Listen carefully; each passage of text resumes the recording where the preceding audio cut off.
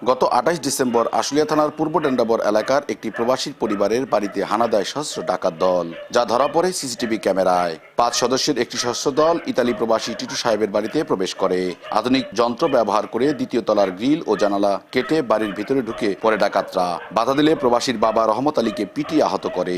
এক পর্যায়ে বাড়িটির বাসিন্দারা চিৎকার শুরু করলে এলাকায় হইচই পড়ে যায়। এলাকাবাসী ছুটে আসলে ডাকাত দল কোনো কিছু না নিয়েই ফাঁকা গুলি করতে করতে পালিয়ে যায়।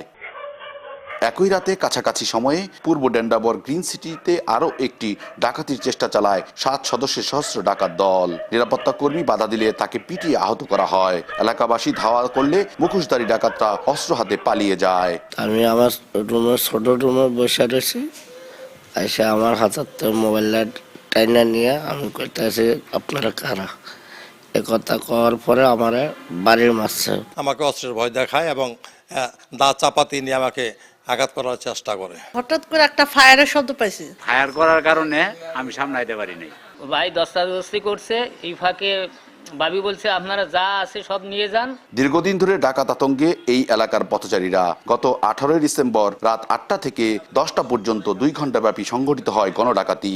গার্মেন্টস শ্রমিক, রিক্সা চালক, ব্যবসায়ী সহ অন্তত অর্ধশত মানুষ ডাকাতের কবলে পড়ে সর্বস্ব হারান। ডাকাতের পিস্তল ও ধারালো অস্ত্রের আঘাতে ৮ থেকে ১০ জন আহত হন। ভুক্তভোগীদের অভিযোগ, ঘটনাস্থল থেকে মাত্র ১০০ থেকে ২০০ ফুট দূরেই পুলিশের অবস্থান থাকলেও তারা ছিল নির্বিকার। পুলিশের সামনে আমার এইভাবে ডাকাতিটা করলো।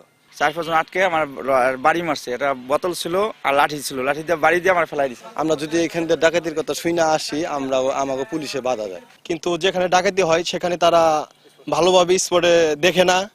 গাড়ি গেলে লোকজন গাড়ি একটা ফেলায়, লোক গেলে পরে লোক একটা। আইন শৃঙ্খলা পরিস্থিতি সম্পর্কে জানতে আশুলিয়া পুলিশ ফাঁড়িতে গিয়ে দায়িত্বে থাকা উপপরিদর্শক মনির হোসেনের বক্তব্য নিতে গেলে সাংবাদিকদের ছবি তুলতে বাধা দেওয়া হয়। এছাড়া আশুলিয়া থানার ভারপ্রাপ্ত কর্মকর্তা রুবেল হাওলাদারের বক্তব্য নিতে গেলে তিনিও অস্বীকৃতি জানান। আমার এখন বক্তব্য রেকর্ড করে না, কারণ আমি বক্তব্য দেব না। গত ১৫ দিনে আশুলিয়া থানায় চুরি, ছিনতাই ও ডাকাতির ৭টি ঘটনা ঘটেছে। মুজাফফর হোসেন জয়, সময় সংবাদ, সাভার।